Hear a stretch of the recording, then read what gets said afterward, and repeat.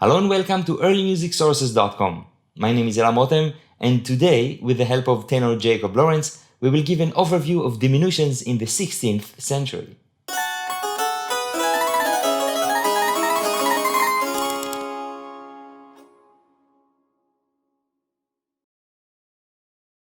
Thanks to many sources, it seems that much of the music of the late Renaissance was composed in one way but expected to be performed in another. Namely, composed simply with but a few notes, but performed embellished with many. This concept is mostly referred to as diminution. In this episode, we will present an overview of this topic, follow its development throughout the decades, and demonstrate how it might have sounded. Let's start. The concept of diminution refers to the process of diminishing note values, from several notes of larger value to many notes of smaller value. Many sources from the 16th and early 17th century deal with the manner in which performers must diminish pieces as a way of embellishing them. That is, at first, the compositions as published by the composers are considered unembellished or unornamented, and then the performer is expected to embellish them by making diminutions. A singer was considered great not because he sang the notes of the piece accurately as they were notated, but because he masterfully added diminutions to them. In Italy, diminutions were referred to as passaggi or gorge. In Spanish, glosas. Later in the 17th century, in English they were called divisions, and in French, double.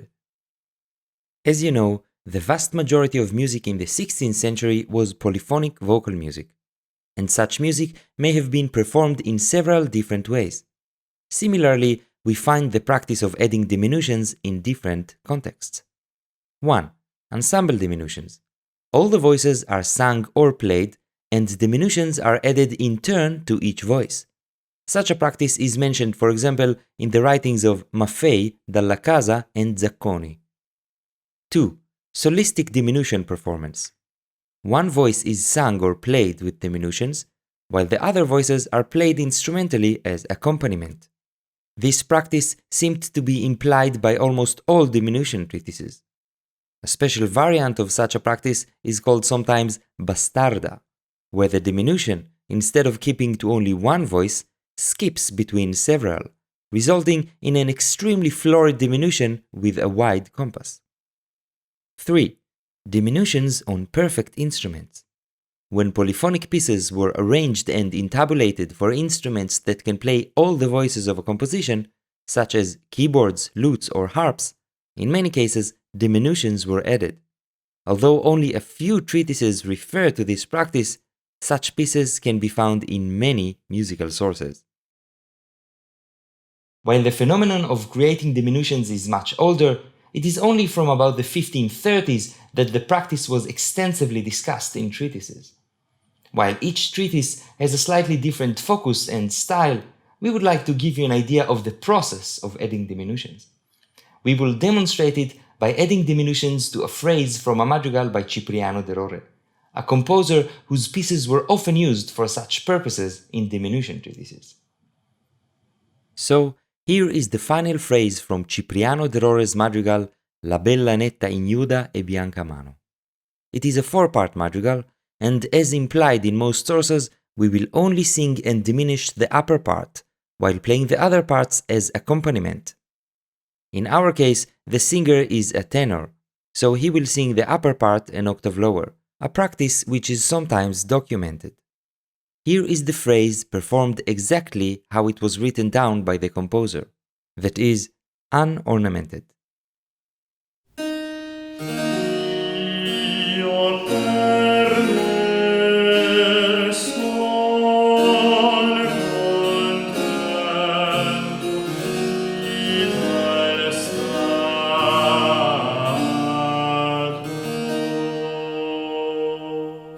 To be clear, such a plain performance was probably not something you would hear a lot in the 16th century, and certainly not from professional singers.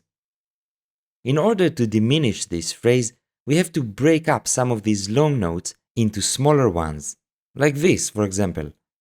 The sources leave a lot of freedom as to how this should be done. but the nicest examples are those that keep balanced melodic lines and smoothly flowing note values, as is generally desired in music from that period.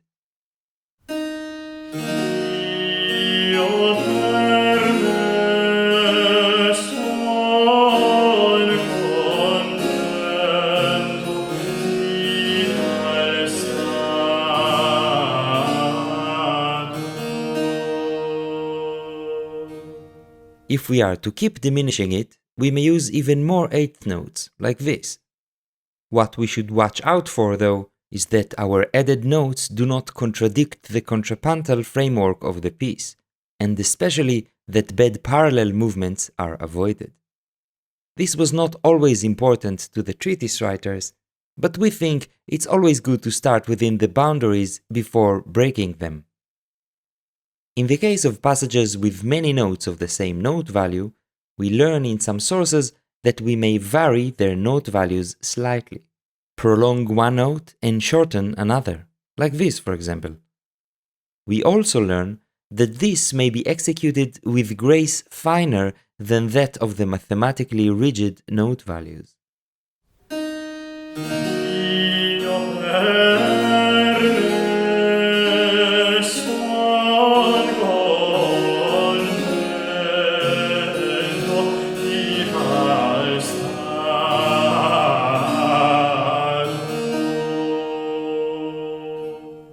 If we go even further in diminishing the note values, we get also to 16th notes, like so. As you might have noticed, sometimes changing the notes means one also has to change the text placement. Some writers were very strict concerning how this should be done, and others less so.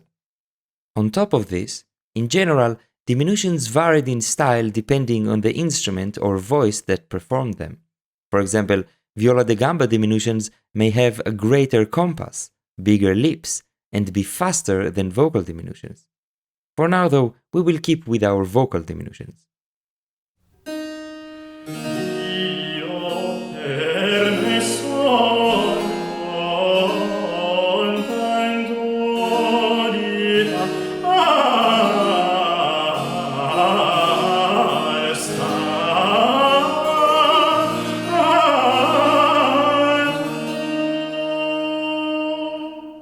But going faster and faster was not the only thing the writers cared about. Starting in the 1590s, they started to differentiate between long-running diminutions and shorter, more specific formulas, sometimes referred to as grazie, graces. Among these, we find the intonatio, a way to begin a piece or a phrase, accento, different elegant ways to connect two notes, esclamazione, a dynamic effect at the beginning of phrases, gruppo, a typical cadential diminution, and trillo and tremolo, different trill-like effects. Notice that both the names and definitions of each of these graces vary greatly from source to source, and of course we didn't mention all of them. Furthermore, according to the sources, it seems that the graces were an integral part of any performance, regardless of whether diminutions were added or not. Even singers who lacked the natural gifts necessary for singing fast diminutions could be appreciated as long as they applied graces. Here is our phrase embellished simply, without fast diminutions, only with some simple graces.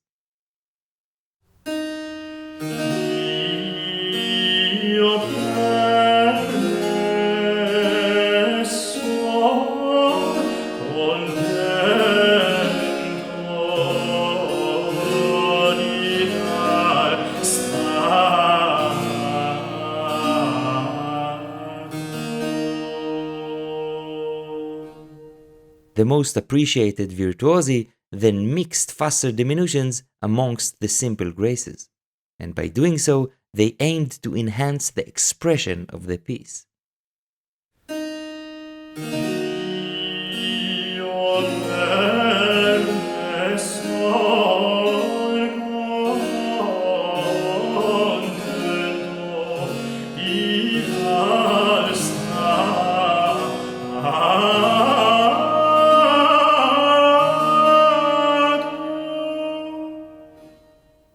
some of you might have noticed the parallel octave created between the diminution and the bass. According to many sources, such errors were tolerated, since the notes are too fast to be registered as contrapuntal mistakes. All in all, the art of singing graces and diminutions was probably very unique to each singer. Apart from the fact that the treatises give a highly varied diminution style from writer to writer, there are also musical sources depicting the individual style of specific star singers. The examples we performed were mere demonstrations of the concept. In order to learn how to make your own diminutions, check out the footnote page, where we put a list of recommended sources that may be of help. Before finishing, we will shortly examine the implications the practice of diminution had on music.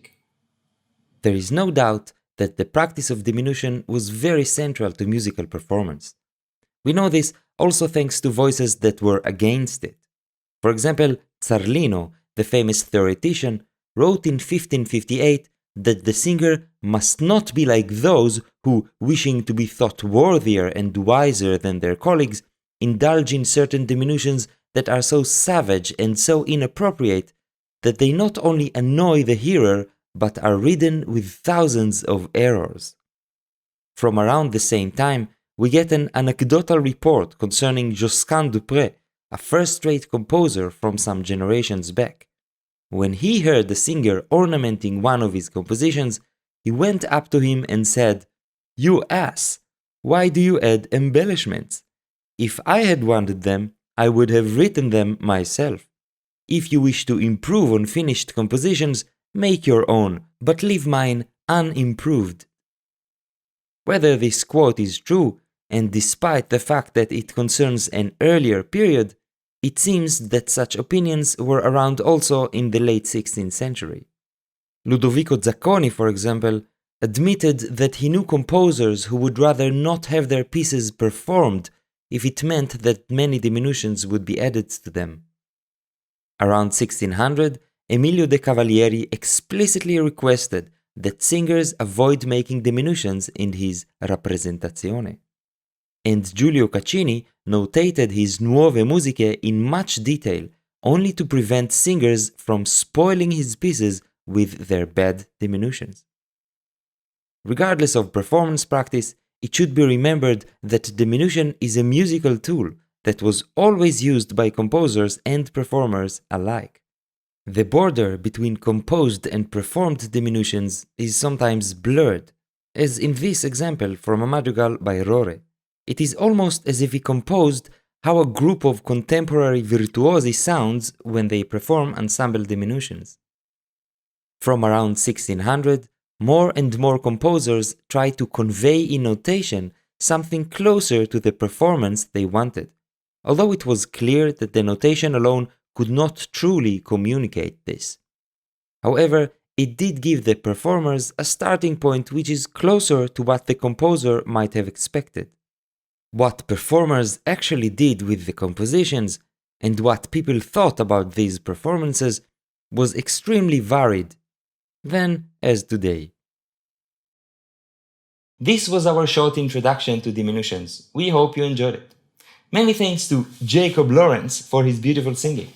Don't forget to check the special page on our website with all the footnotes and other extra information. If you enjoy early music sources, feel free to support us on Patreon. Comment, share, and like. See you next time at earlymusicsources.com.